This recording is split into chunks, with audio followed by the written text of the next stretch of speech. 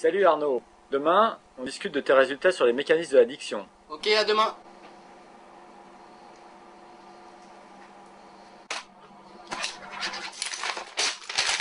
Ah, tu veux des résultats? Tu vas voir où je vais les trouver. Allons voir la première addiction.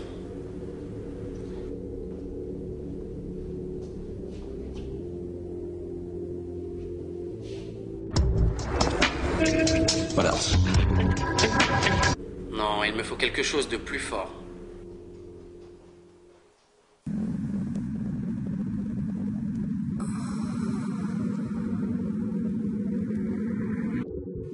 Ouh là là, je vais peut-être les laisser tranquilles, ou pas?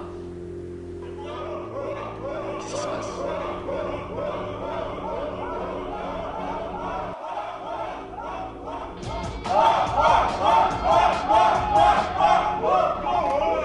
L'addiction à l'alcool? Non, trop bruyant. Et cette lumière qui clignote, c'est quoi? Ah, c'est les drogues dures. C'est vraiment trop. De toute façon, toutes ces substances agissent dans le cerveau en activant le circuit de la récompense. Autant étudier la nicotine, ça concerne tellement de monde. C'est toi que je vais étudier.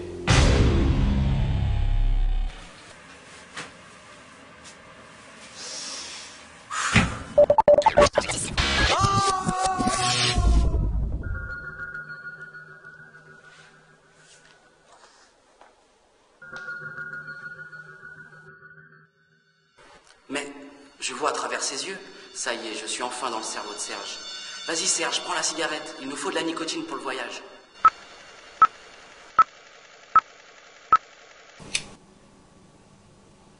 Ça y est, je suis arrivé dans un neurone de l'aire tegmentale ventrale, là où la nicotine active son récepteur. Et si je continue le long de l'axone, je devrais arriver directement dans le noyau accumbens, et enfin je comprendrai comment la nicotine nous rend addicts.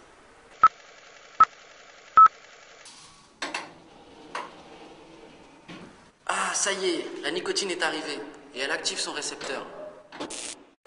Tiens, elle déclenche un signal électrique, qui se propage le long du neurone.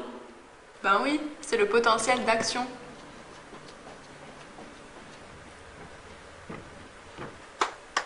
Au bout du neurone émetteur, le message électrique devient chimique par libération du neurotransmetteur du plaisir, la dopamine. J'en prends une au passage, et on verra bien ce qu'elle déclenche dans le neurone récepteur. Là, t'es dans le noyau accumbens. T'as pas de dopage, tu rentres pas.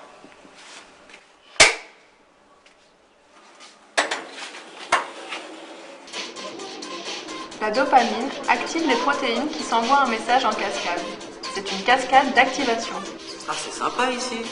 Moi aussi, je vais participer au message dopaminergique. Pour activation, tapez SER 133. Mais qui va le recevoir? Tiens, ça vient du noyau.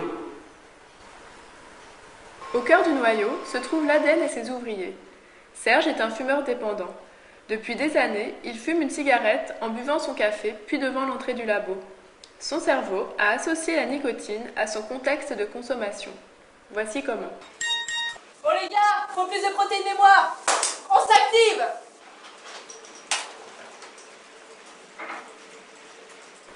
La prise répétée de nicotine va modifier la régulation de l'ADN, c'est-à-dire la manière dont il est lu.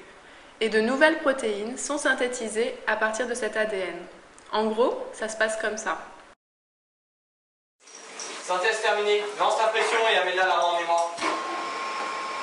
Le cerveau de Serge mémorise l'association entre les effets du tabac et le hall d'entrée. Et cela est vrai pour toutes les drogues addictives.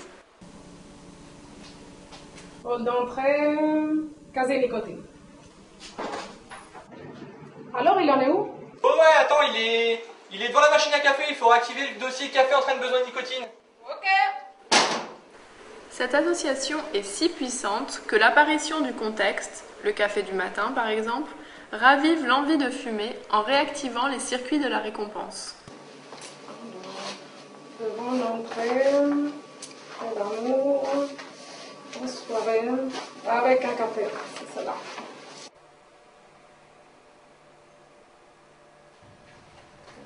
Mais il est 8h du mat, il est fou, il ne pourra jamais revenir. Sors, sors, sors. Mais qu'est-ce qui s'est passé? Je vais pas te raconter. Je suis trop fatigué. J'ai vraiment besoin d'un café là.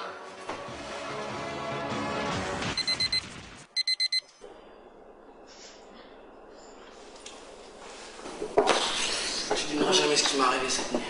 Ah ouais? Vas-y, prends une clope. Une fois la dépendance installée, le cerveau mémorise les associations drogue-environnement. Ceci explique d'ailleurs pourquoi l'envie de fumer se déclenche dans des lieux particuliers ou pourquoi les anciens drogués rechutent facilement des années après le sevrage.